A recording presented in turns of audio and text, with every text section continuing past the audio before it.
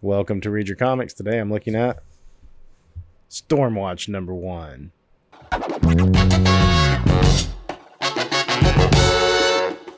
Alright, before I get started on this, let me give a quick shout out to all the subscribers. The channel is growing really well right now and I appreciate it. I want more comments though. I want to talk about comics, so please, if you got any thoughts at all on these books that I make videos of, let me hear them. Good, bad.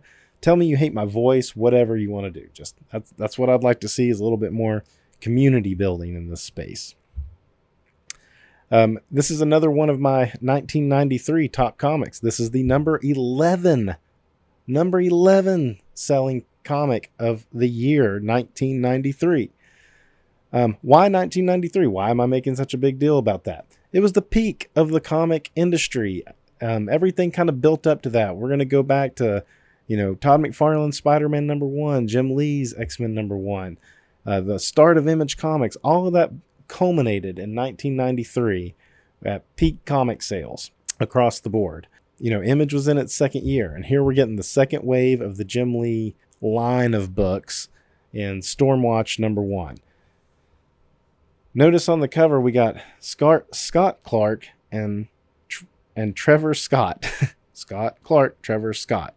Credited on the cover, but neither of them are the writer, which I found interesting. When we actually open the book and check it out, Brandon Choi and Jim Lee get the co-creator and story credits, and Scott Clark is the penciler and Trevor Scott is the inker. So cool that they got the cover credits. Neither of them get any story credit though, so go figure.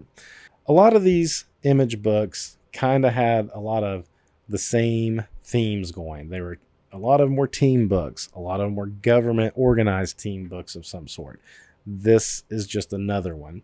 Stormwatch was a UN created team, and they were kind of like sent in to like trouble spots on the planet to just be like a strike force, or they weren't mercenaries really. They were military operatives. Anyway, so we're starting out, getting a nice like action, something going on. This character's got pretty wild looking costume on. I always thought this dome bubble thing on his head was kind of neat, but it's like it doesn't completely enclose, so it's kind of weird. It's got like it's hard to see it in this picture, but there's like an open line right here. Might be able to see it in other places. Kind of see it a little bit better there. Another splash page opening up, and we get our characters' names. We got Fuji. He's our big strong guy. Gotta have one of those. Winter. He's gonna be our cold, icy guy. Ice power guy. Gotta have him, or a fire guy, if not both. Diva. Gotta have a girl on there. What are her powers based on her name? I don't know. But she's got, pale white skin and blonde hair. So she's cool looking, right? The leader is Battalion. He's the one we just saw. He's our Cable-ish character. And then we got a guy named Hellstrike, who apparently just shoots some like energy out of his hand. And they're in Sarajevo, and they're supposed to be rescuing like an ambassador of some sort, I believe, and like a busload of children. Or he's like with some hostages that are in a bus. Scott Clark does a pretty good job in this, I think.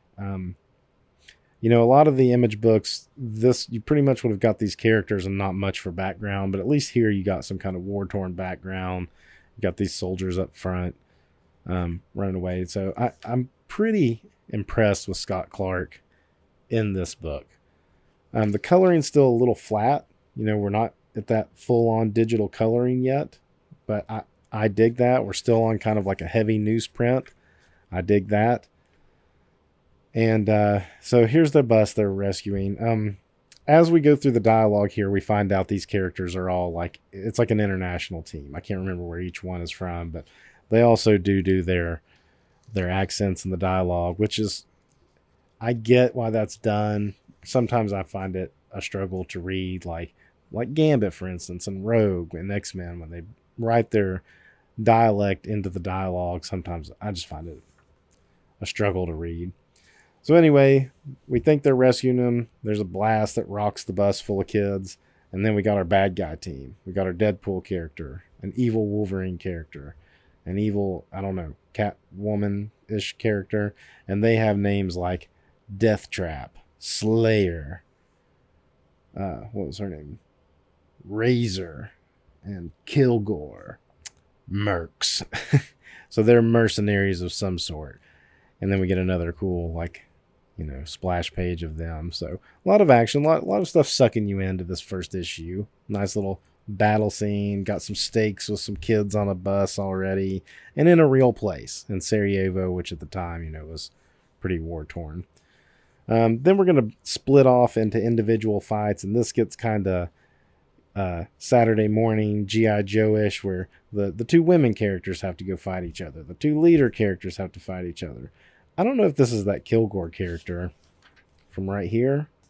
He looks a little different right here, but this is the only place we see this character, I think. But the two big, strong characters have to take each other on. And in the dialogue, too, there's some hints that the leader of the bad guy group and battalion kind of know each other.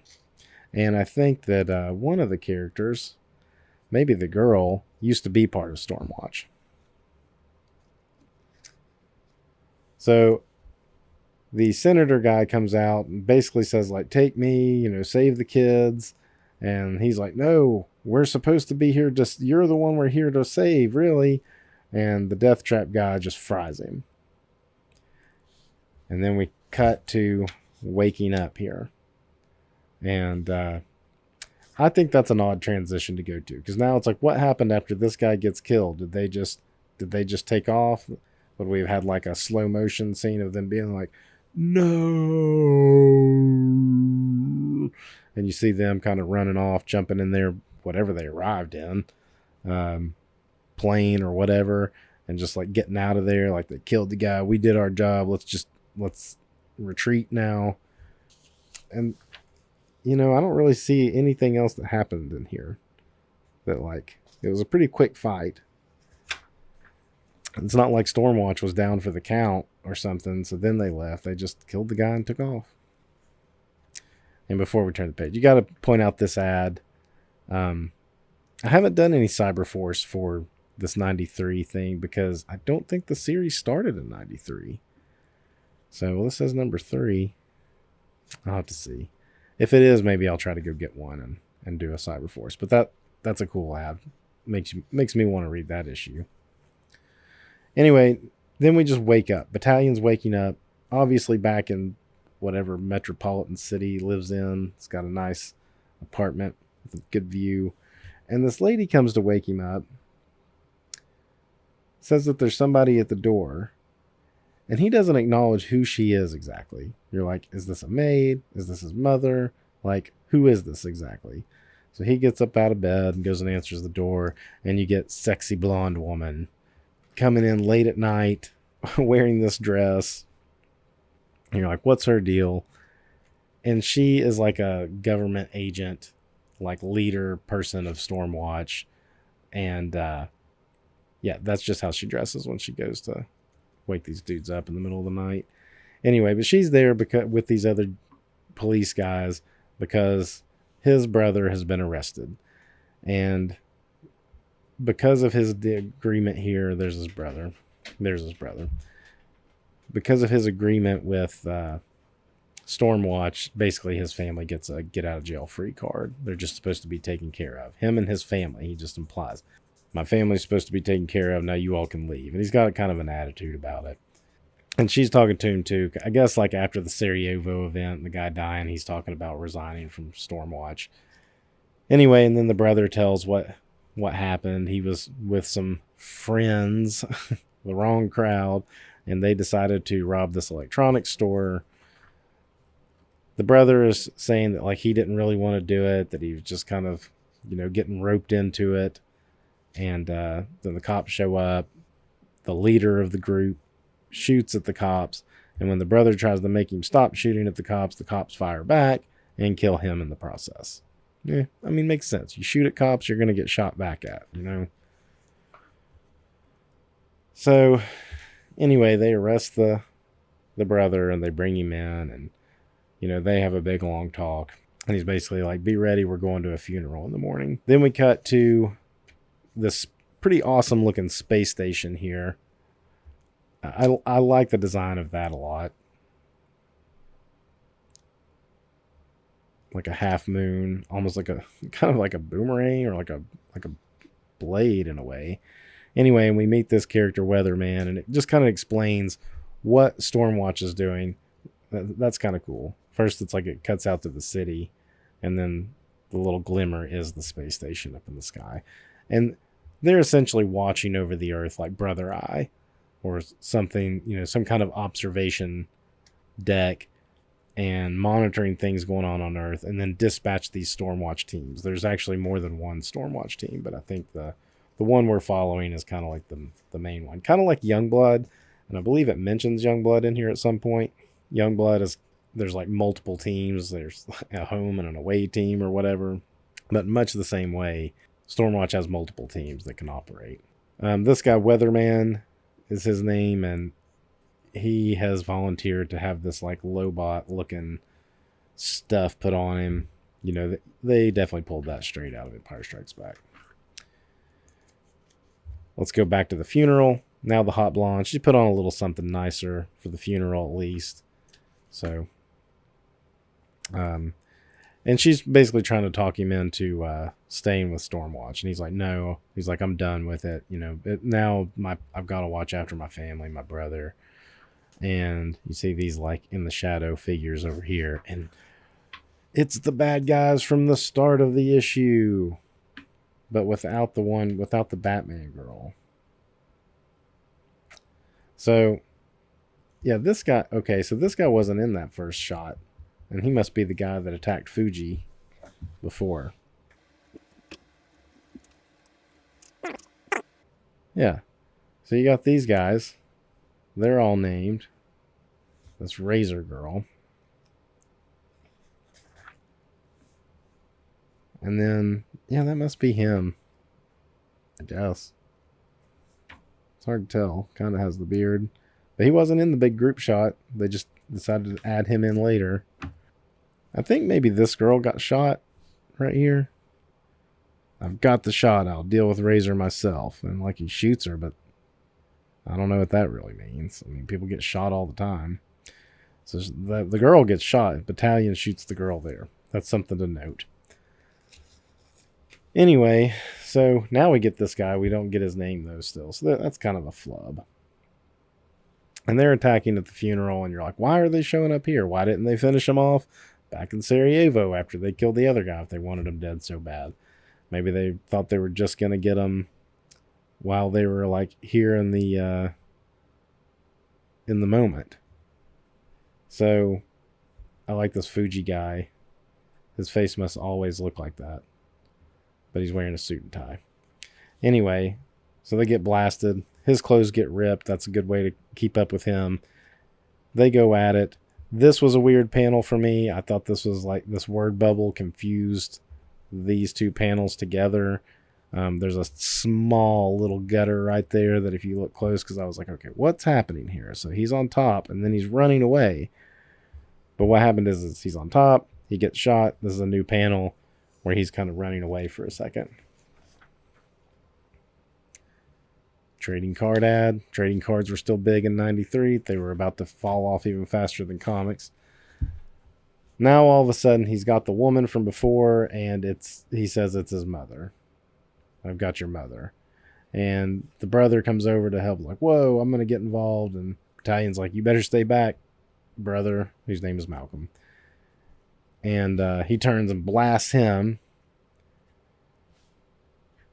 And then the blonde character, interesting pose. She's got with her legs sticking out like that. She says he's just stunned. And if he's just stunned, that must mean, and he says, that's right, we're coming to take him like we lost, what did he say? Consider a fair trade for the one you took from us in Sarajevo. He must be talking about the Razor character that got shot. Although it didn't look too much like she was killed. Then he blasts Battalion, and Battalion's obviously got some kind of, power that makes him resistant to the shot. Because I don't think you would have shot him on stun as well.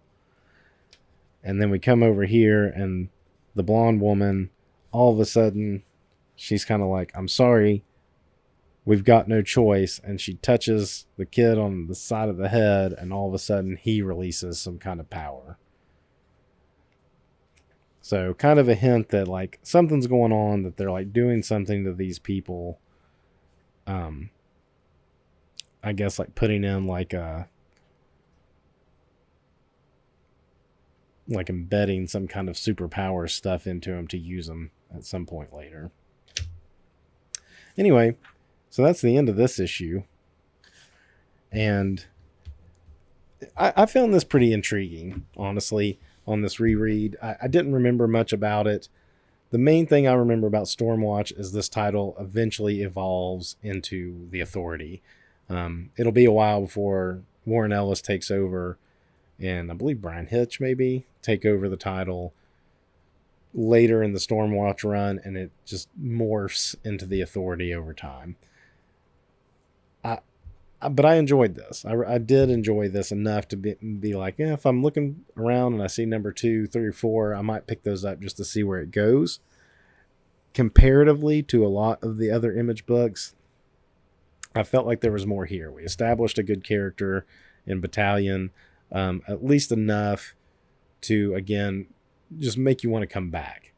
There was some like weird continuity issues, like in issue that I, pointed out. But that's kind of par for the course for a lot of this Image stuff.